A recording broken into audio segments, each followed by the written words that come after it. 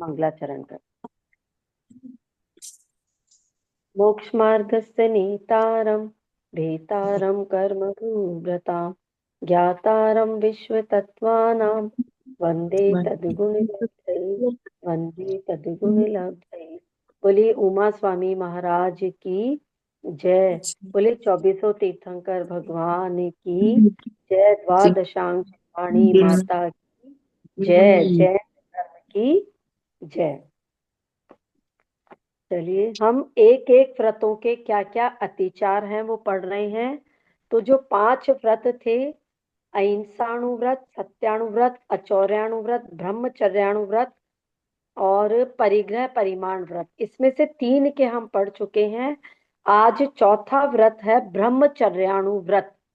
इसके अतिचार पढ़ेंगे। अतिचार का मतलब होता है कि व्रत में कैसे दोष लग जाता है, किन किन बातों से वो जो व्रत है वो दोष उत्पन्न करता है उन काम को करने से।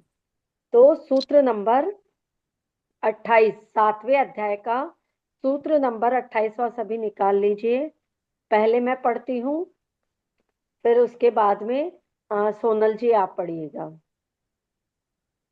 पर विवाह करणे त्वरिका परिग्रहिता परिग्रहिता गमनांग क्रीड़ा काम तीव्राभिनिवेशाः। पढ़िए। वि- विवाह करणे त्वरिका परिग्रहिता परिग्रहिता गमनांग क्रीड़ा काम तीव्राभिनिवेशः काम तीव्राभिनिवेशा। काम तीव्राभिनिवेशः।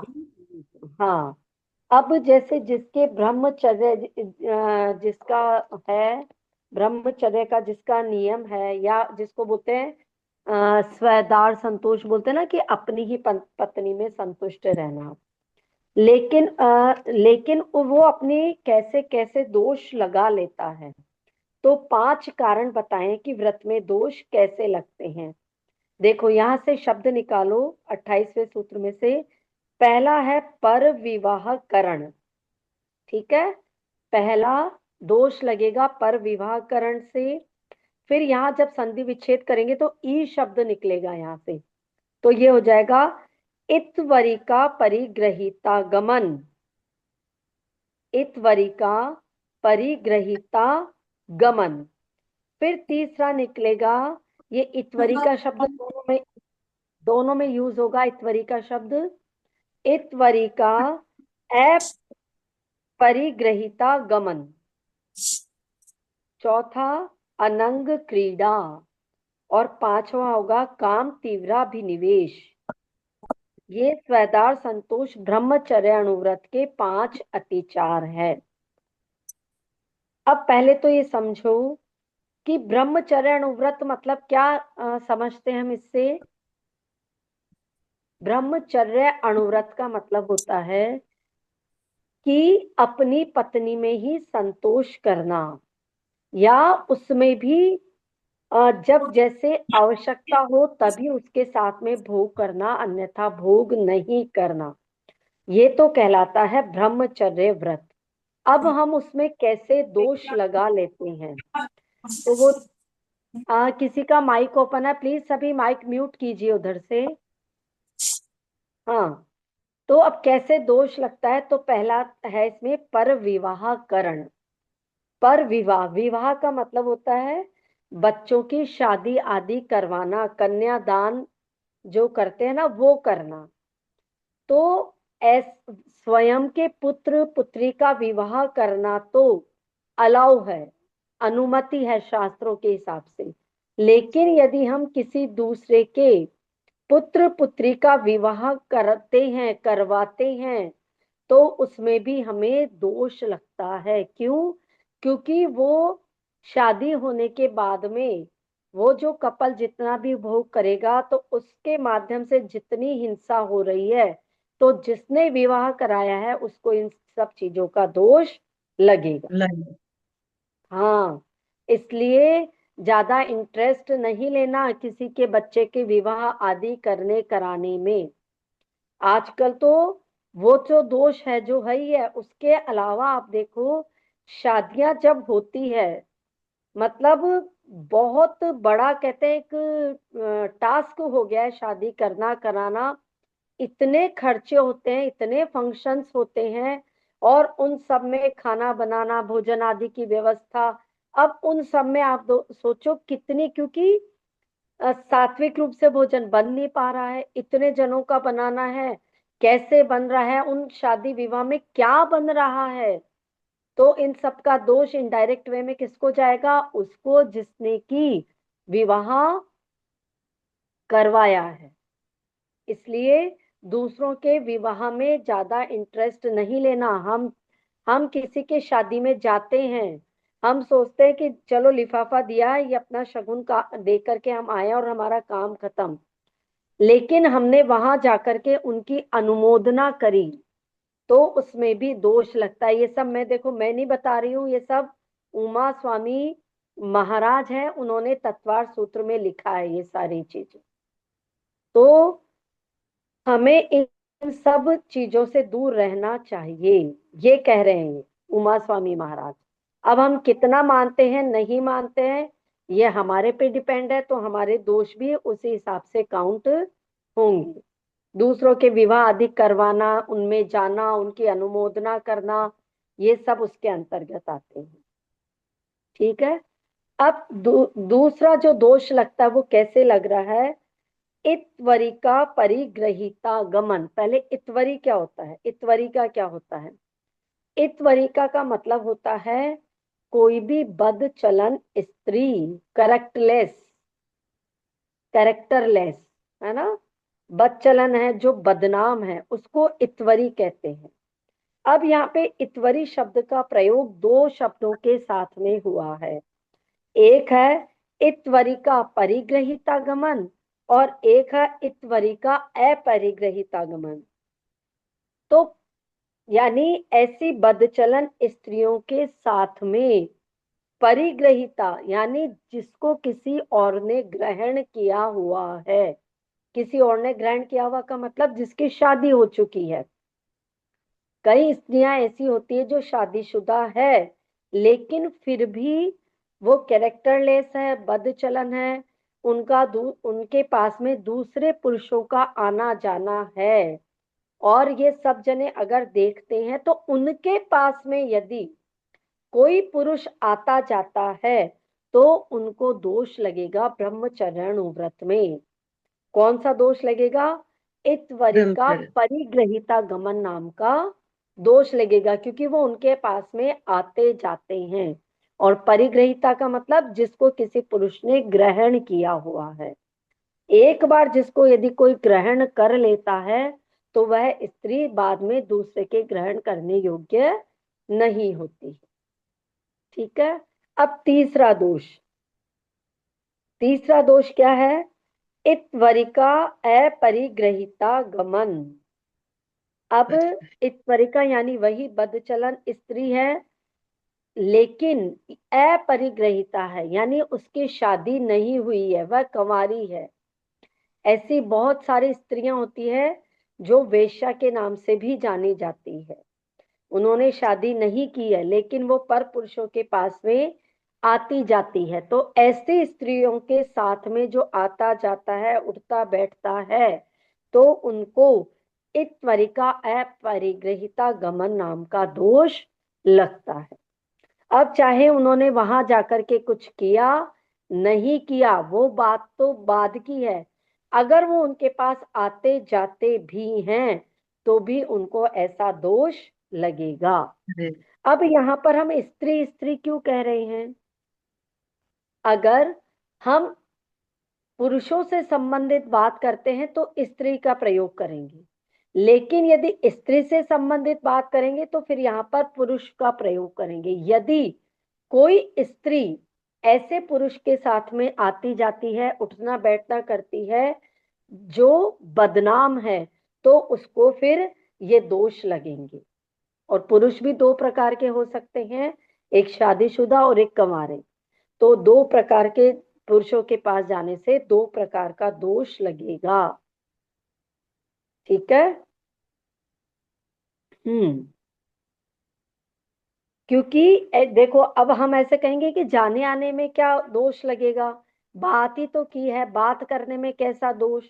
एक बात बताओ, जब कोई शराब के अड्डे पर बैठ करके, दूध तो कोई नहीं पीता है ना, या पीता है? अगर उसने पिया या नहीं पिया, लेकिन वो अगर वहां पर बैठा भी है और किसी ने उसको देख लिया, तो सब यही कहेंगे कि वो शराब की दुकान पर बैठा था, इसका मतलब उसने शराब पी है। पी नहीं है तो इसका मतलब उसको इंटरेस्ट है, तब तो वो वहां तक उसके कदम गए, नहीं तो उसके कदम वहां तक जाते ही क्यों? है ना?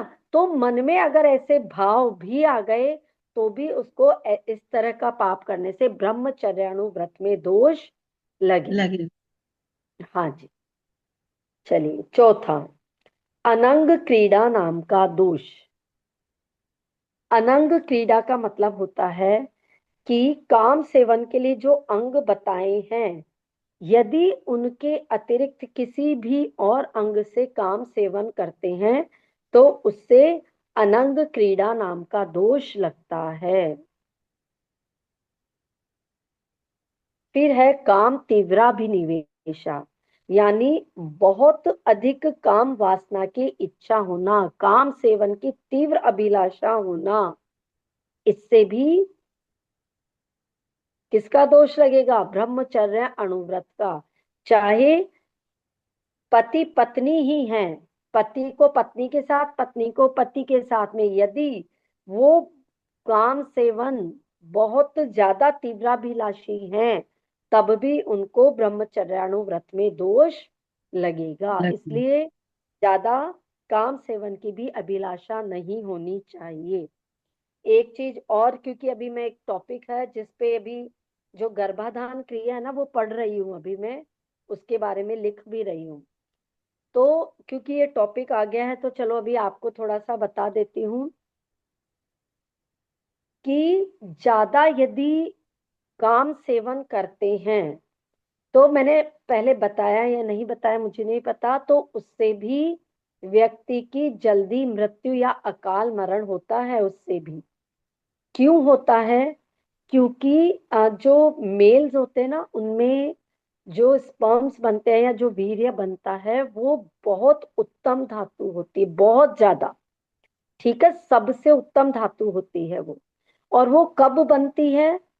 जैसे उन्होंने खाना खाया, खाना खाने के बाद में उसका भोजन का रस बनता है। फिर रस किस में धीरे धीरे कन्वर्ट होता है? वो मसल्स बनेंगी, फिर उसके बाद में कार्टिलेज बनेगा, बोन मैरो, फिर बोन बनेगी, फिर उसके बाद में जाकर के वो वीर्य बनता है। और जितना मतलब कहते हैं कि वीर्य से उनको शक्ति मिलती है, बल मिलता है, उनकी जीने की ज्यादा मतलब वो रहती है।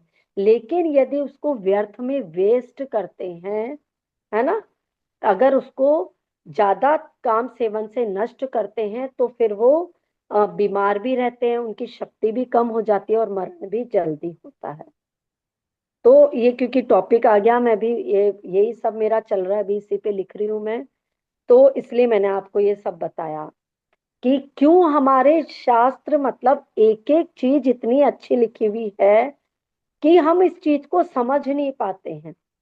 हमें किसी ने समझाया नहीं पहले, हम सिर्फ ऐसे कह देते ना, ब्रह्मचर्य रखना चाहिए, ब्रह्मचर्य रखना चाहिए, लेकिन क्यों रखना चाहिए, इसकी असली बात तो अब पता चली है कि इसलिए रखना चाहिए। यदि हम जितना संयमित रहते हैं, तो उतना ही हमारी लाइफ लॉन्ग होती है, और हम उस लाइफ को क्या कहते हैं, अच्छे से भी जी पाते हैं उसको। वो तो मैंने एक बार बताया ही था कि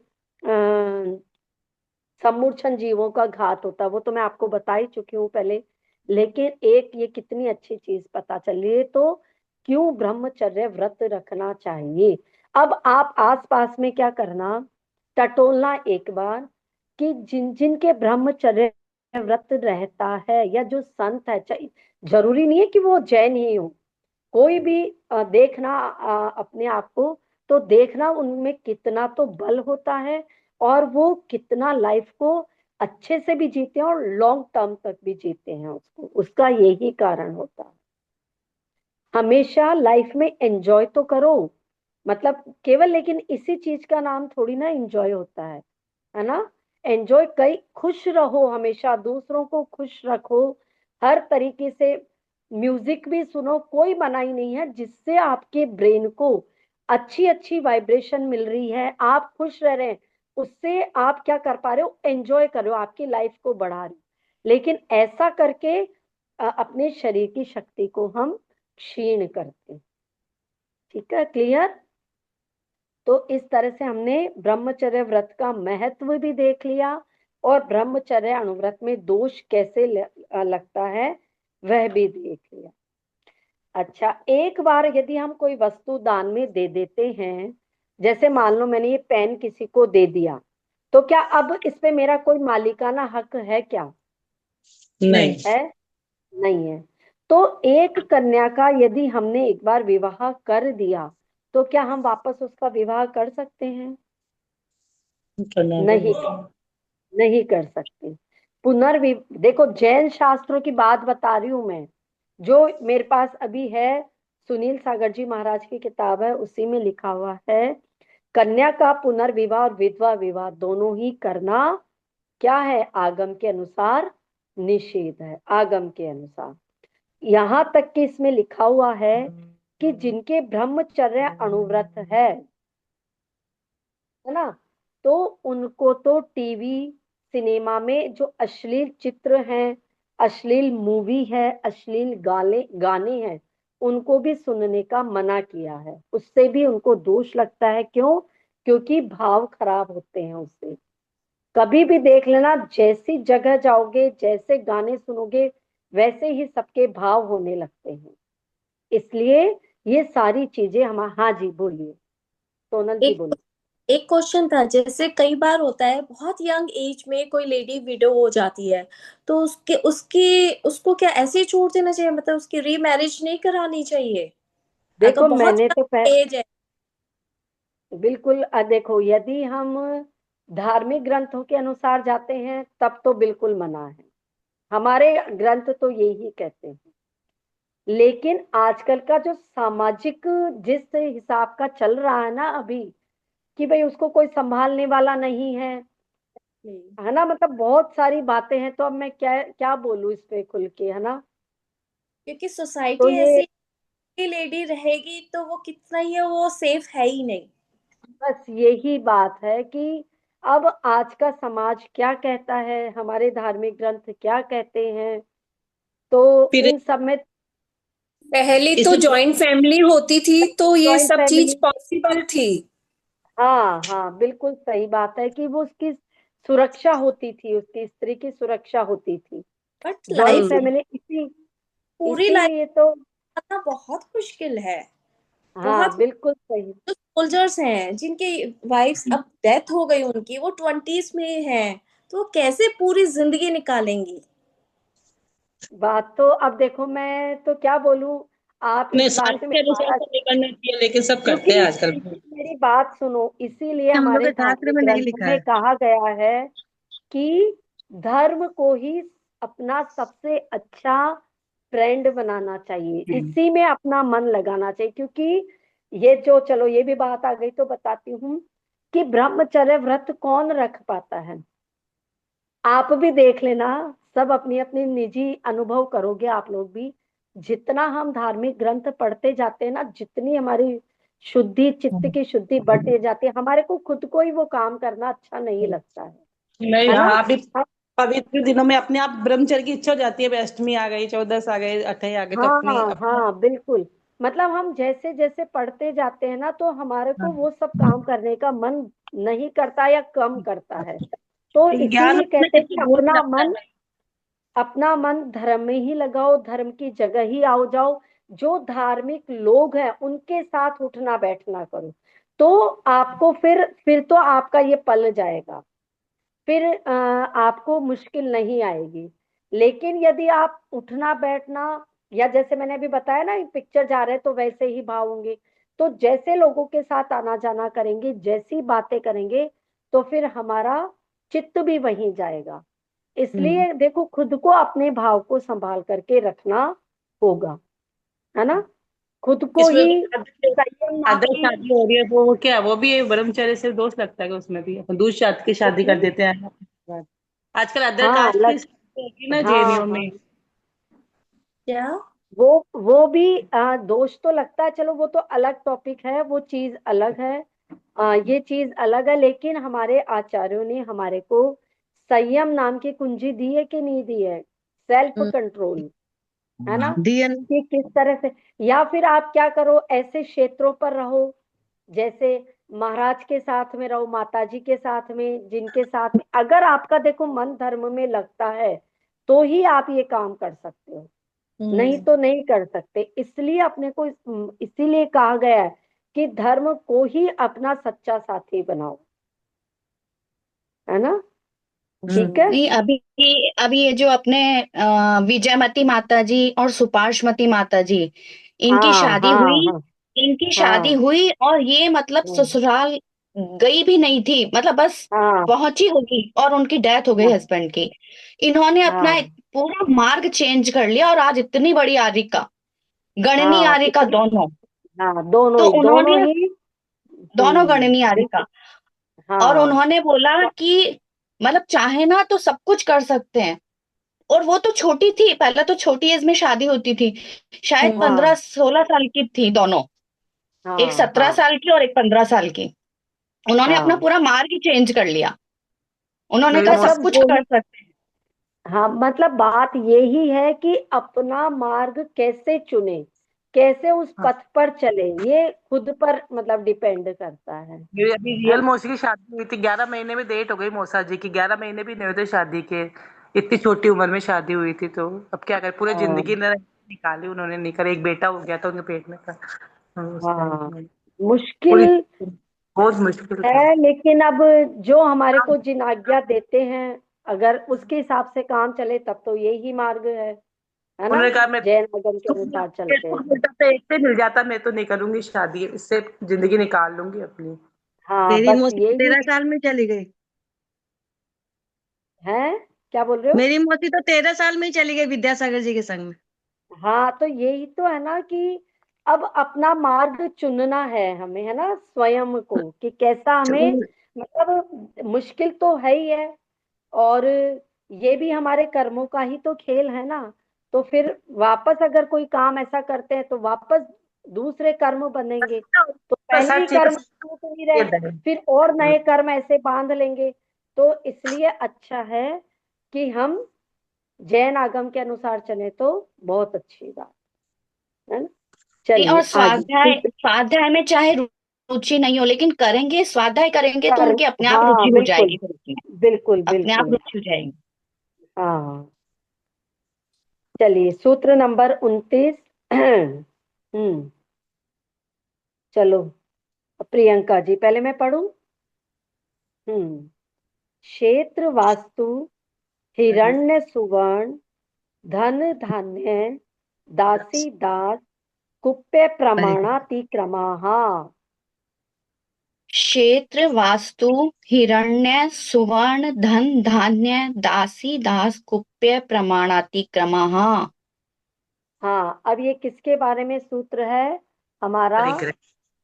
पांच, हाँ, परिग्रह से संबंध रखता है ये वाला सूत्र, जो हमें मर्यादाएं बताई थी या हमने मर्यादा की थी कि हम इतनी इतनी मर्यादा करते हैं हर चीज के लिए। ठीक है।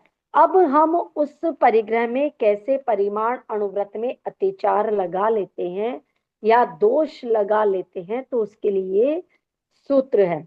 तो देखो कहाँ कहाँ दोष लगता है, कैसे कैसे यहाँ से शब्द निकालते हैं। क्षेत्र वास्तु, क्षेत्र और वास्तु में अतिक्रम करने से, हिरण्य सुवर्ण, हिरण्य का मतलब होता है चांदी, सुवर्ण का मतलब सोना, इनमें अतिक्रम करने से, धन धान्य में अतिक्रम करने से, दासी दास में करने से, और कुप्य, कुप्य यानी कपड़े आदि, उनकी जितनी मर्यादा रखी थी उनमें अतिक्रम करने से हमारे को परिग्रह परिमाण अणुव्रत तो में दोष लगता है। लगे। अब एक एक चीज को समझते हैं। तो पहला देखो, क्षेत्र और वास्तु, इसमें 9 चीजों के नाम दिए हैं। वैसे 10 चीजों के नाम आते हैं। कुप्पे के सामने एक भांड भी आता है शब्द। कुप्पे भांड सुना आपने, है ना? लेकिन हाँ इसमें उमा स्वामी ने, वो कहते हैं इसका मतलब इसी में ही इंक्लूड हो गया, वो ऐसा कहते हैं। तो उन्होंने भांड भांड शब्द अलग से नहीं लिखा, नहीं तो कई जगह कुप्पे भांड भी आता है। ठीक है, तो 10 चीजें होती है, या यहाँ 9 का नाम दिया है। तो उनमें होता है उनमें कुप्पे यदि, भांड? हाँ, क्या होता है? कुप्पे, बता रही हूँ बर्तन। बता रही हूँ, एक एक चीज बता रही हूँ। हाँ, तो सबसे पहले देखो क्षेत्र और वास्तु। क्षेत्र किसको कहते हैं? जो हम अनाज उगाने के लिए जमीन को यूज करते हैं, जहां पे धान आदि बोया जाता है, उस जगह को क्षेत्र कहते हैं। और वास्तु किसको कहते हैं? जिसमें हम रहते हैं, घर, मकान, या उसे वास्तु कहते हैं। अब हमने मर्यादा की थी कि हम कितना रखेंगे। मान लीजिए हमने सोचा था कि 3 क्षेत्र रखेंगे और 2 हम वास्तु रखेंगे अपने पास में। लेकिन कुदरत का ऐसा करिश्मा हुआ कि हमारे पास में बहुत ज्यादा मनी आई। अब हमने क्या किया कि मान लीजिए हमारे जो प्लॉट था, जो क्षेत्र था हमारा, उसके पास वाली कोई जगह बेचने वाला था। हमने क्या करा, उसके पास वाले क्षेत्र को खरीद लिया। खरीद करके वो जो हमने बाड़ लगाते ना प्लॉट के चारों तरफ, वो पूरे को एक पर कर दिए। अब हम क्या कहते हैं कि प्लॉट तो हमारा एक ही हुआ ना। तो ये क्या है? मायाचारी है। प्लॉट तो आपने कितना सोच करके रखा था पहले कि भाई 3 प्लॉट लेते हैं। जब आपने चाहे 3 हो सकता है वो पहले से ही, अगर आप वो प्लॉट पहले से ही 400-400 गज या 800-800 गज के लिए हुए थे तो ठीक है। अब आपने पहले लिया 200 गज का, फिर आपने उसके पास में 200 गज लेके 400 का एक ही कर लिया और बोलते हो कि अब मेरा ये एक ही प्लॉट है या एक ही ये क्षेत्र है, तो इससे आपको दोष लगेगा, है ना? क्योंकि आपने गज में पहले, या तो आप क्या करते, अच्छे से मर्यादा लेते कि मैं इतने इतने गज का क्षेत्र अपने पास में रखूंगा। ऐसे ही मकान के लिए भी सेम है। ठीक है, तो आपको इस तरह से कम या ज्यादा क्षेत्र और घर करने पर आपको अतिचार लगेगा। किसका? परिग्रह, परिमाण, अणुव्रत में दोष लगेगा, क्योंकि आपने जितनी मर्यादा ली, अब वो मर्यादा कम या ज्यादा नहीं हो सकती। ठीक है, फिर आओ आगे, हिरण्य सुवर्ण। आपने, हिरण्य मतलब चांदी, सुवर्ण मतलब सोना। आपने कितने कितने की मर्यादा रखी थी कि मैं इतने किलो सोना रखूंगा, इतने किलो चांदी रखूंगा। अब यदि उससे ज्यादा आप रखते हैं तो आपको दोष लगे। कम कर सकते हो, कम करने की मनाही नहीं है, लेकिन ज्यादा नहीं कर सकते। ज्यादा करने से आपको दोष लगेगा। अब यदि मान लीजिए आपकी तिजोरी में जितनी मर्यादा ली उतना तो पड़ा है, अब आप क्या कह के ले आते हो कि हम तो बर्तन ही तो लाए हैं, घर में ग्लासेस लाए हैं, यूज करने का सामान है, तो ये तो हम रख ही सकते हैं सिल्वर का। हम सिल्वर का सुपारीदान रख सकते हैं, हम सिल्वर का टीका करने का वो रख सकते हैं। लेकिन ऐसा करने से भी दोष लगेगा, क्योंकि आपको क्या करना होगा, जो तिजोरी में जितनी चांदी है उसको कम करो, उससे वो बर्तन आदि जो बनाने वो बनाओ। ठीक है, सोने की जितनी मर्यादा रखी थी उतना ही रखना है। और सोना हमारी तिजोरी तिजोरी में अननेसेसरी पड़ा रहता है, उसके प्रति हमारा आसक्ति भाव रहता है। ये मेरा है, कितना भाव रहता है ना, तो ये मेरा है। तो वो तिजोरी में जो सोना पड़ा है, वो हमारे को कोई पुण्य वर्धन में कारणभूत हो रहा है क्या? वो उससे पुण्य बढ़ रहा है क्या हमारा? तो नहीं। क्या करना चाहिए हमें? अगर यदि सोना पड़ा है तिजोरी में, तो उससे अच्छा होगा कि उसके बर्तन बनवा लो, पूजा के बर्तन। सोना तो आपका ही है, वो तो किसी ने लिया ही नहीं।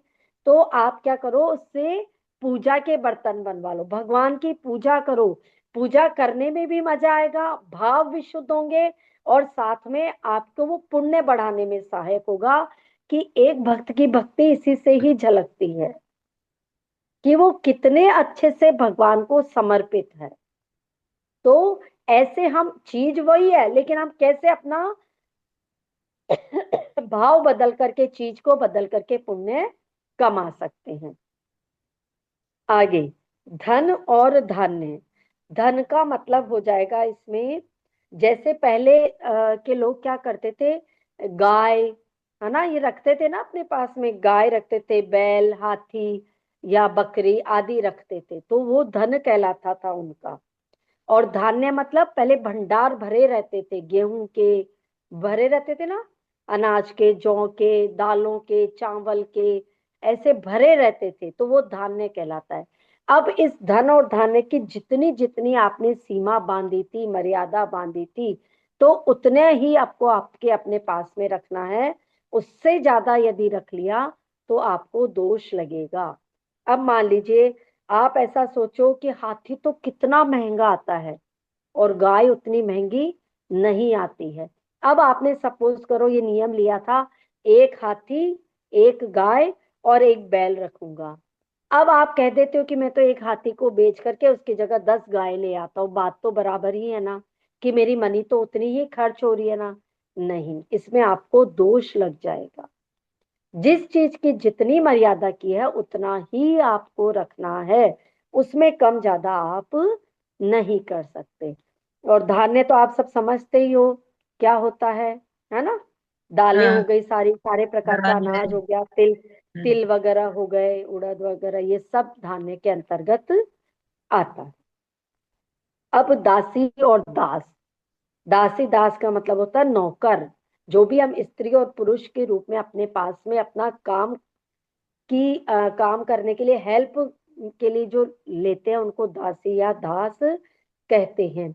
तो उन दास की संख्या भी मर्यादा जितनी ली थी कि भाई इतने नौकर चाकर रखूंगा, तो उतने ही रख सकते हैं, उससे कम ज्यादा, कम कर सकते हैं, ज्यादा नहीं कर सकते। ठीक है। फिर है कुप्य। कुप्य का मतलब होता है वस्त्र, जैसे रेशम के हो गए, कॉटन के हो गए, तो जितने भी तरह के, कितने तरह के वस्त्र आजकल चलते हैं, मेरे को तो नाम भी नहीं आते इतने ज्यादा के। तो हम हमें जैसे कॉटन की साड़ीज है तो हमारे को कितनी रखनी है ना, सबसे बेस्ट अभी जैसे हाथ करगा की साड़ी चल रही है वो, या जो भी मतलब जिस तरह की भी वैरायटी है, आप जो भी अपने पास रखना चाहते हैं, तो कितनी कितनी। अब क्या है, मार्केट में तो रोज फैशन बदलता है, और दूसरों को देख करके अपनी भी इच्छा होती है कि भाई हम वो ले ले। तो हमें क्या करना पड़ेगा, पहले वाली को निकाल करके संख्या उतनी ही करनी पड़ेगी। साड़ी की संख्या मान लो आपने लिए कि 200 साड़ी मैं अपने पास रखूंगी, तो एक साड़ी नहीं लेकर के आपको दूसरे साड़ी को देना पड़ेगा। तब वो आपकी, क्योंकि नंबर ऑफ साड़ीज तो उतनी है ना, और इससे फायदा ये होता है कि आपकी जो पुरानी साड़ी थी, परिग्रह भी इकट्ठा नहीं हुआ, किसी और के काम में भी आ गई वो। तो ऐसा हम हमारा नजरिया बदल करके और क्या कर सकते हैं, अपने पुण्य वर्धन में उसको लगा सकते हैं। और यदि नहीं लगाएंगे तो फिर हमारे व्रत में अतिचार लगेगा।